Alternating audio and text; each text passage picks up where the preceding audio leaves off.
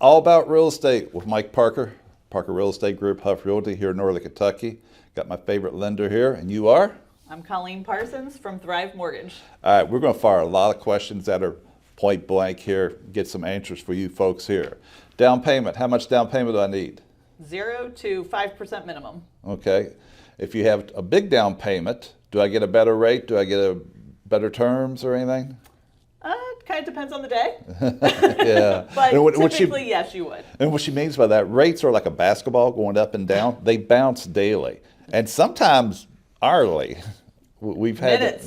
We've had The last that. few weeks have been a little crazy. Yeah, so if somebody quotes you, say, 6.5 at 0 points, okay, that doesn't mean it's going to be that way all week. So, if you're going to lock there, talk to your lender, talk to Colleen before you lock. So what's a point?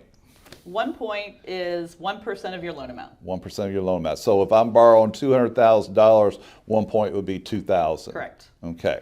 Now, I'm hearing a lot of agents talk about trying to talk their buyers into doing 2-1 buy downs. I personally think it's a bad idea because a 2-1 buy down is going to cost you 2.5 to 3 points. Easily, Yeah. yes. Right So, around there. so if you're doing $300,000 mortgage, that's $8,000 to $9,000. Personal opinion, not yours, but personal opinion. Rates are going to be down late fall, early spring of next year.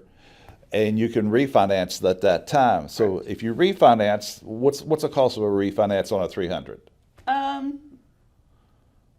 About 2% of your loan amount, maybe. So about $4,000 to $6,000, Yeah, so, depending. something like that, and everything nature there. Now, would that count escrows in that amount? No. Okay. No. Okay. All right. Escrows are a whole nother. Explain what game. escrows are.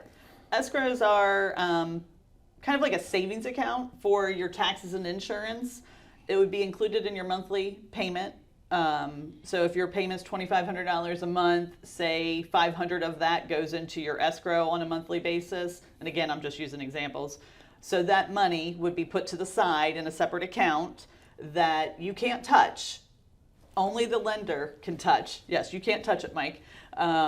So they will pay out of that account on a monthly basis your insurance. I'm sorry, not on a monthly basis, on an annual basis, your insurance and your taxes that are due. So that's called PITI. Principal and interest is your payment to the bank. The taxes, the insurance is your escrow. Correct. Okay. Now, here's a little tip.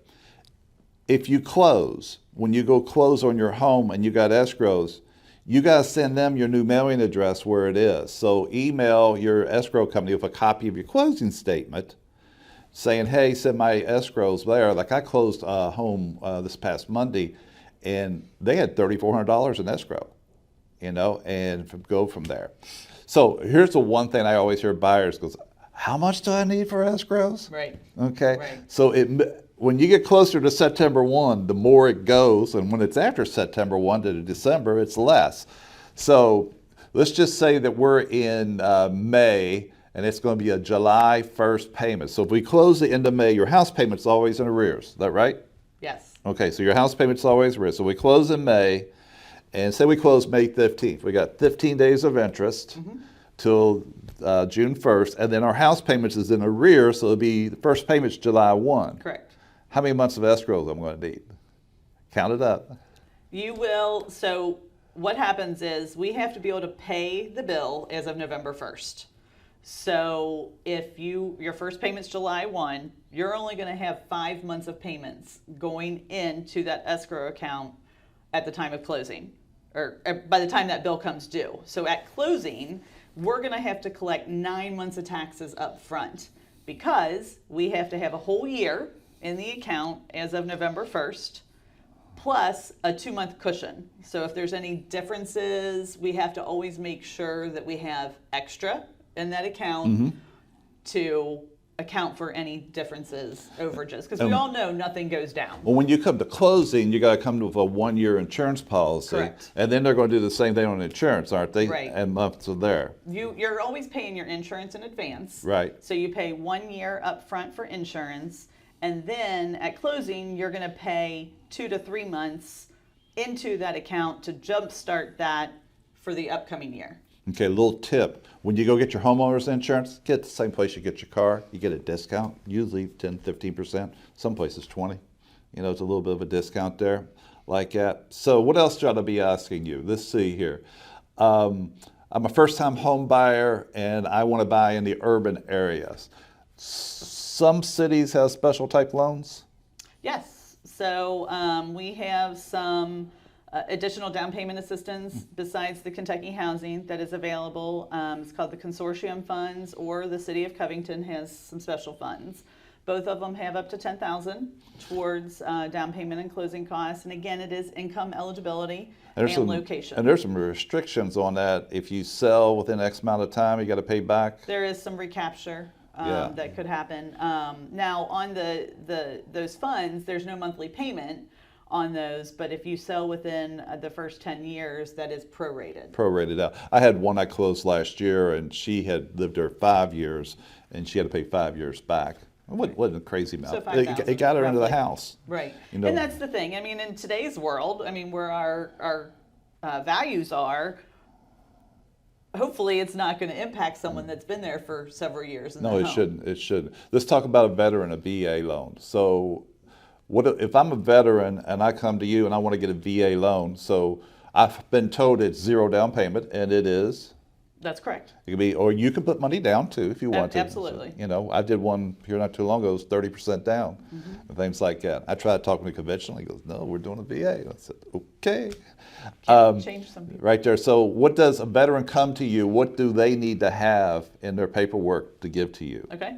I need to, besides the application process, we have to get a copy of their DD 214, which most of them have in their back pockets, it seems like. So I can, most can send it to me right away. Hang on for a second. If you don't have it, you got to go through the website, Kansas City. It's a pain in you know what to get it. So it doesn't happen overnight. Not because someone's speaking from experience or anything.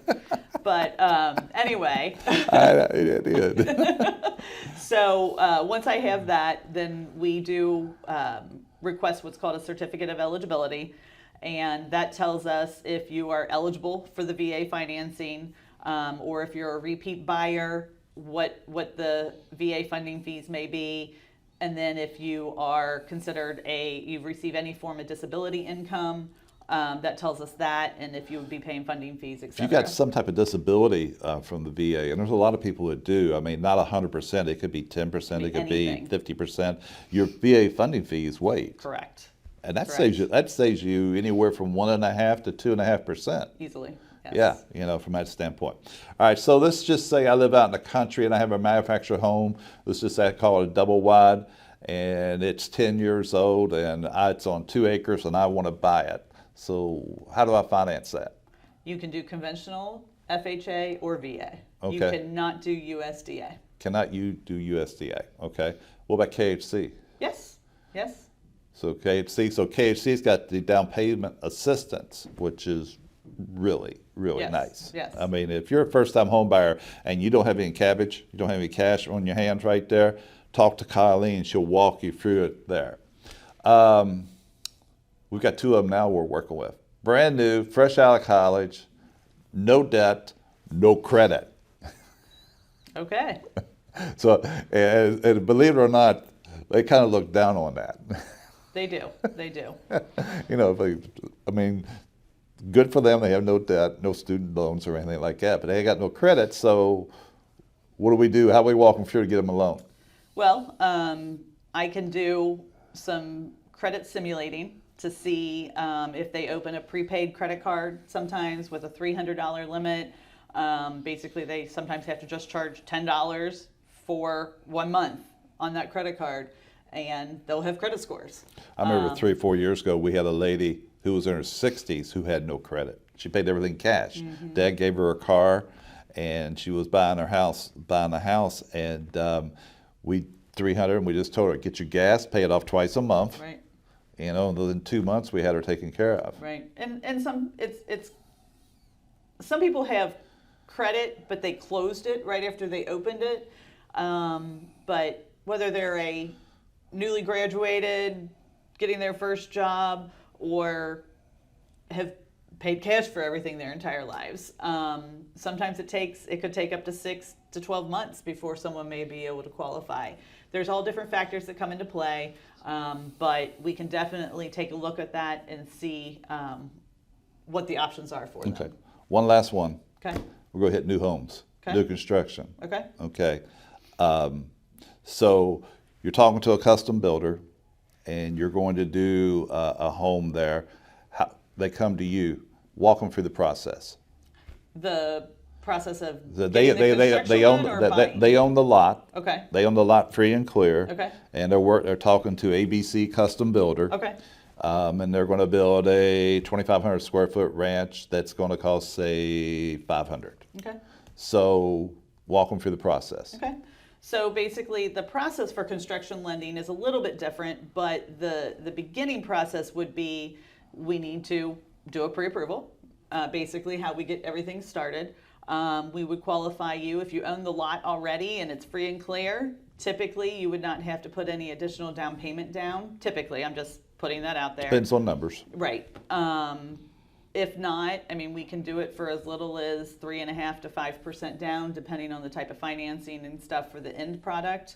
But we can do the construction financing anywhere from 6 to 12 months, interest only during the phase of the home being built. The rates vary. It just kind of depends on where the market is and things, but we take care of everything. Typically, the builder would have a draw schedule. Let's talk about that, because I was talking to a client, not my client, she came in the other day, was wanting me to help her. She had a bad builder. So the draws is important, okay? And because you guys sent somebody out to check on it. We do. Okay. She paid cash, this person did, and there was nobody checking on anything. Oh. Yeah. I'm not going to say anything, but yeah. Okay. So that's very, very important. So usually what, 3 draws, 4 draws? It depends on the builder and how big the home is, but anywhere from 3 to 5 draws. Typically, it's foundation, under roof, trim, completion. That's typical. There may be another one in between or one less. It just depends on the builder and how much they're going to carry throughout the process. And they'll send somebody from the bank, or they'll send an appraiser out, and they will check to make sure that work's been done before that builder gets more money. Correct. So that's a big safety net for the buyer. And we also do title checks to make sure no mechanics liens have been filed against the home also during that process. So we've covered a lot of info. Yes, we have. So somebody got a question for you, wants to know more, how do they reach out to you? Give me a call at 859-992-2246 or shoot me an email at colleen.parsons@thrivemortgage.com. Now, she handles the mortgage part, I handle the buying, selling. My name is Mike Parker, Parker Real Estate Group, Huff Realty, 859-486-3300. Email's easy, mike@mikeparker.com. Give us a call today. Take care.